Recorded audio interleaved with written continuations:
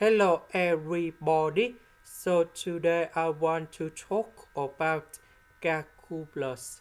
The topic that is about limit.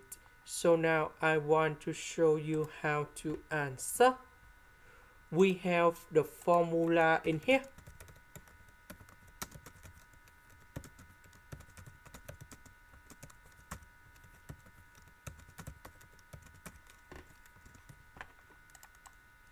So this one I will put in here. This one I will put in here.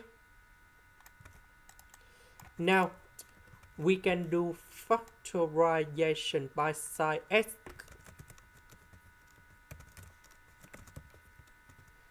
Now we need to simplify sin x.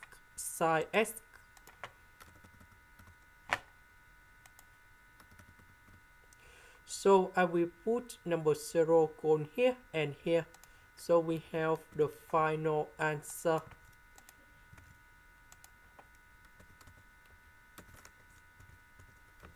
And that is about 3/2.